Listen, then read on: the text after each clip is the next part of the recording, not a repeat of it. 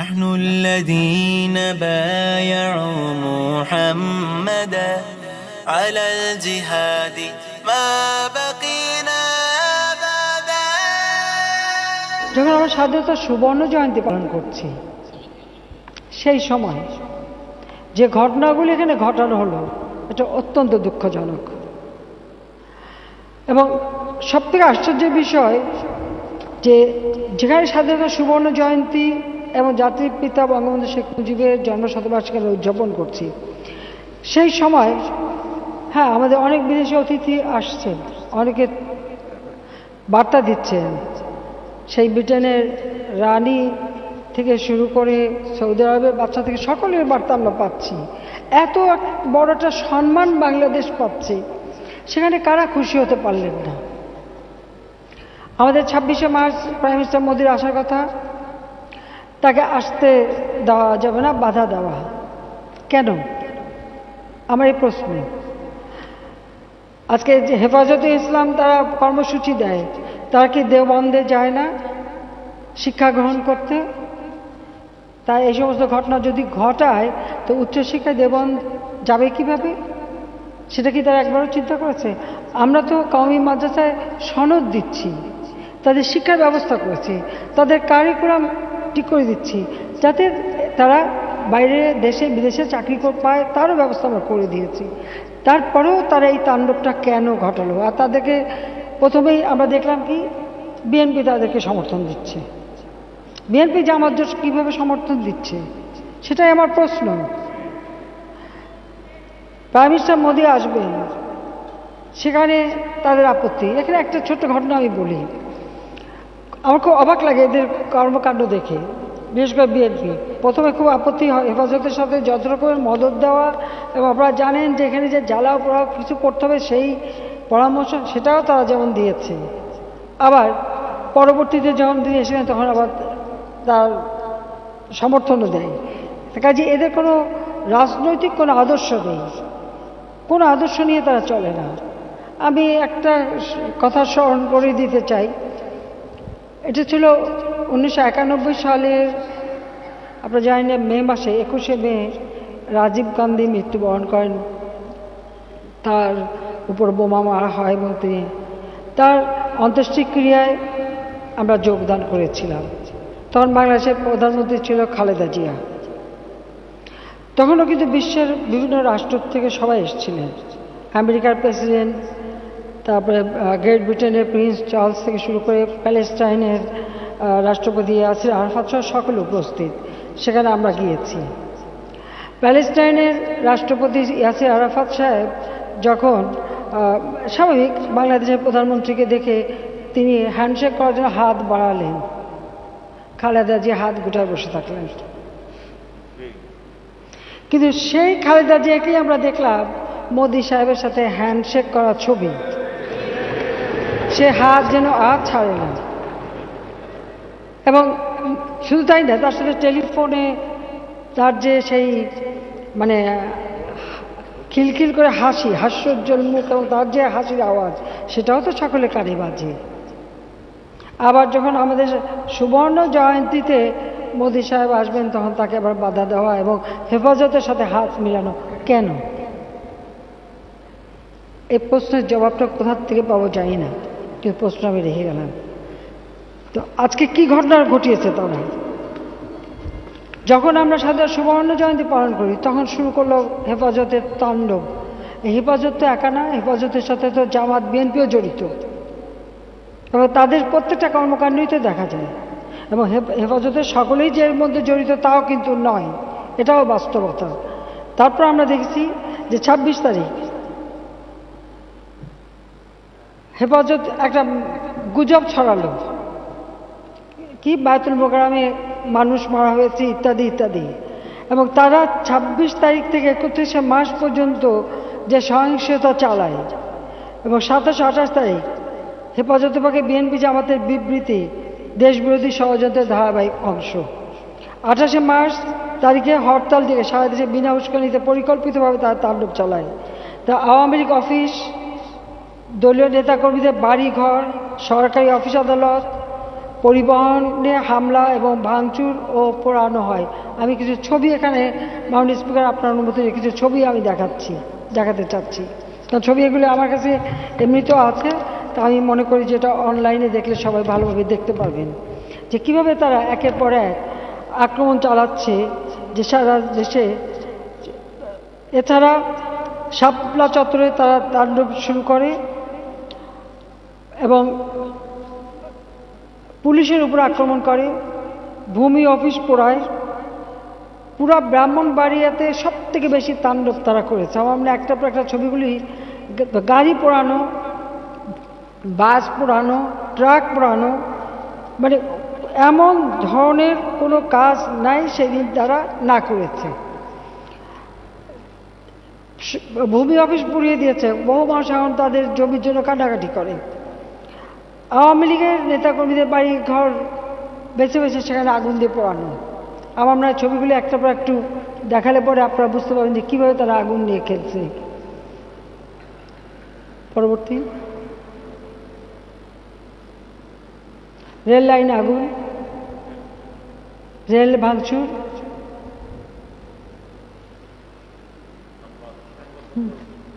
চিরাং, এটা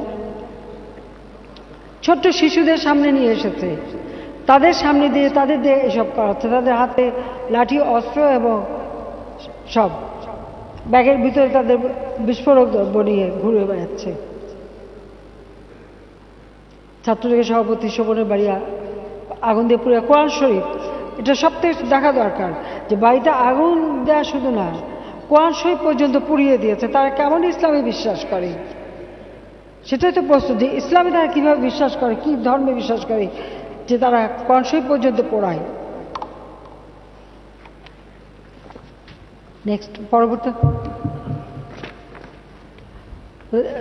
শহীদ ধীরেন্দ্রনাথ চত্বর, সেখানে আগুন।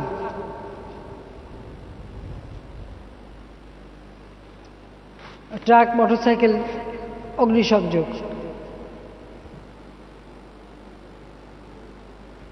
পুরানা পল্টনের লাঠি নিয়ে নামা। 28শে মার্চের ঘটনা, যে ট্রাকে আগুন, গাড়িতে আগুন, ঘোড়ায় চড়ে, অস্ত্র হাতে নিয়ে তারা ঘোড়ায় চড়ে যাচ্ছে। কিশোরগঞ্জের আওয়ামী লীগ কার্যালয়ে আগুন।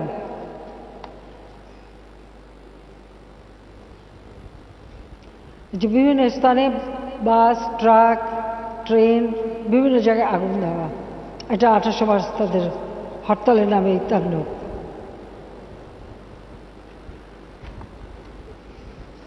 কাজে আপনারা দেখতে কিছু ছবি আমি দেখালাম এই কারণে যে এইভাবে তারা বিভিন্ন জায়গায় এই তাণ্ডব চালিয়েছে। এখন আমার প্রশ্ন, ইসলাম তো শান্তির ধর্ম, ইসলাম ধর্মের নামে এই যে জ্বালাও পোড়াও,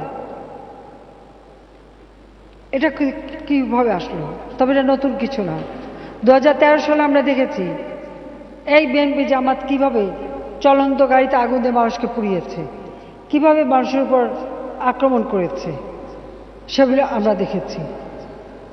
সেখান থেকেই তারা এই আগুন, এবং কোনো কিছু হলে আমাদের আওয়ামী লীগ, ছাত্রলীগ বা আমাদের অফিস, বাসায় আগুন দেওয়া। আমি তাদের জিজ্ঞাসা করি, আগুন নিয়ে খেলছে তারা, এক ঘরে আগুন লাগলে তো সেই আগুন অন্য ঘরেও চলে যেতে পারে, সেটা কি তাদের হিসাবে নেই? আজকে রেল স্টেশন থেকে শুরু করে, ভূমি অফিস থেকে শুরু করে, ডিসি অফিস থেকে সব জায়গায় যে আগুন দিয়ে বেড়াচ্ছে, তাদের মাদ্রাসা, তাদের বাড়িঘর, সেগুলিও যদি আগুন লাগে তখন তারা কি করবে? জনগণ কি বসে বসে এগুলি শুধু সহ্য করবে? তাও তো সহ্য করবে না। কিন্তু আমরা, হ্যাঁ, এখানে যেমন কেউ কেউ বলছেন যে পুলিশ কেন ধৈর্য দেখিয়েছে, আমরা ধৈর্য দেখিয়েছি, এগুলি বিরত করার চেষ্টা করেছি। কারণ সংঘাত বাড়ে, আমরা তা চাইনি। আমাদের স্বাধীনতার সুবর্ণ জয়ন্তীটা আমরা ভালোভাবে উদযাপন করতে চেয়েছি, এবং যারা এটা করছে দেশবাসী এটা বিচার করবে, দেশবাসী দেখবে এবং এদের চরিত্রটা কি। আমি মুখ থেকে বেশি কিছু বলতে চাই না। গতকালকে আপনারা দেখেছেন এরা একদিকে ইসলামের নাম, ধর্মের নাম, এত কিছু পবিত্রতার নাম এত কিছু বলে যত অপবিত্র কাজ করে আজকে ধরা পড়ে সোনারগাঁয়ে একটা রিসোর্টে ধরা পড়ে সেই হেফাজতের কি সেক্রেটারি জয়েন্ট সেক্রেটারি সে ধরা পড়ল। এখন সেটা ঢাকার জন্য নানা রকমের চেষ্টা। পার্লারে কাজ করে এক মহিলা, তাকে আবার এখন তার এদিকে বউ হিসেবে পরিচয় দেয়, আবার নিজের বউর কাছে বলে যে অবস্থার পরিপ্রেক্ষিতে আমি এটা বলে ফেলেছি। যারা ইসলাম ধর্মে বিশ্বাস করে এরকম মিথ্যা কথা তা বলতে পারে, অসত্য কথা বলতে পারে? তা তো বলতে পারে না। তাহলে এরা কি ধর্ম পালন করে, মানুষকে কি ধর্ম শিখাবে? তাই হেফাজতে যারা সদস্য তাদেরকেও আমি অনুরোধ করি যে তারাও একটু বুঝে যে কোন নেতৃত্ব তাদের, যারা এই আগুন জ্বালাও পোড়াও করে টোরে যে তিনি বিনোদন করতে গেলেন একটা রিসোর্টে আর একজন সুন্দরী মহিলা নিয়ে। এই তো বাস্তবতা, এটাই তো বাস্তবতা। অর্থাৎ এরা ইসলাম ধর্মের নামে কলঙ্ক এবং ইসলাম ধর্মকে তারা ছোট করে দিচ্ছে কিছু লোকের জন্য। আজকে এই ধর্মটা জঙ্গির নাম, সন্ত্রাসের নাম, আর এখন তো যে চরিত্র দেখালো দুশ্চরিত্রের নাম, সব নাম জুড়ে দিচ্ছে। তার মানে আমার যে পবিত্র ধর্ম, পৃথিবীর শ্রেষ্ঠ ধর্ম হচ্ছে ইসলাম, যে ইসলাম ধর্ম সব থেকে সহনশীলতা শিখিয়েছে, শান্তির কথা বলেছে, সাধারণ মানুষের কথা বলেছে, মানুষের উন্নয়নের কথা বলেছে, সেই পবিত্র ধর্মকে এরা কলুষিত করে দিচ্ছে। এরা ধর্মের নামে ব্যবসা শুরু করেছে এবং এত অর্থ কোথা থেকে আসে এই বিনোদনের, সেটাও একটা প্রশ্ন। কাজে এটা দেশবাসী বিচার করবে আর আইন তার আপন গতিতে চলবে, সেটুকু আমি বলতে চাই। কারণ একজন মুসলমানের আর একজন মুসলমানের জান মাল হেফাজত করা, রক্ষা করা হচ্ছে তাদের দায়িত্ব। আর হেফাজতের নামে তারা জ্বালাও পোড়া করে যাচ্ছে, আর বিএনপি জামাত হচ্ছে তাদের মদতদাতা। এটা এই লজ্জা শুধু বাংলাদেশের জনগণ না, বিশ্বব্যাপী এটা একটা লজ্জার ব্যাপার এবং সমস্ত পৃথিবীতেই মুসলমানদের জন্য একটা লজ্জার বিষয় এনে দিচ্ছে তারা। এটাই হচ্ছে আমাদের দুঃখ যে আমাদের যে পবিত্র ধর্মটা, সেই ধর্মটাকে তারা সম্পূর্ণভাবে নষ্ট করে দিচ্ছে। তাদের এই সমস্ত কর্মকাণ্ডের ফলে বহু মানুষের জীবন গেছে, এমনকি এই কারণে 26শে মার্চ অনেক মানুষের জীবন গেছে এবং এর জন্য দায়ী তো তারা। কাজে আমি শুধু এইটুকু বলবো, দেশবাসীর জন্য একটু ধৈর্য ধরেন, কারণ আমার কাছে পুরো ডিটেলস বিস্তারিত দেওয়া আছে। আমি এত বললাম না, কারণ ছবি আপনারা দেখেছেন, সেখানে সবই লেখা ছিল। তো আমি শুধু এইটুকু বলতে চাই যে আমাদের সবাইকেই ধৈর্য ধরে এগোতে হবে। আর এই সমস্ত যে ধর্মের নাম নিয়ে অধর্ম কাজ, এটা জনগণ কখনোই মেনে নেবে না, জনগণ কখনো এটা সহ্য করবে না। আর এইভাবে আমাদের পবিত্র ধর্মকে কেউ অসম্মান করুক, সেটাও আমরা চাই না। আমরা চাই এই দেশ এগিয়ে যাবে, আমরা এই দেশে সকল ধর্মের মানুষ সমান অধিকার নিয়ে বসবাস করে এবং সেটাই করবে এবং যার যার ধর্ম শেষে পালন করবে। কিন্তু কিছু লোকের জন্য ইসলাম ধর্মের বদনাম হবে, এটা কখনোই মেনে নেওয়া যায় না। আমি শুধু এটুকু বলবো যে আজকে বাংলাদেশ এগিয়ে যাচ্ছে, বাংলাদেশ এগিয়ে যাবে। এই ধরনের অপকর্ম যারা জড়িত, আইনানুগ ব্যবস্থা তাদের বিরুদ্ধে নেওয়া হবে, এটুকু আমি শুধু বলতে পারি, এর বিষয়ে বলতে চাই না। আর আমি বলবো যে যারা এই ধরনের মুখে ধর্মের কথা বলে, ইসলামের নাম বলে চলবেন আর অধর্মীয় কাজ করবেন, এটা কখনো গ্রহণযোগ্য নয়।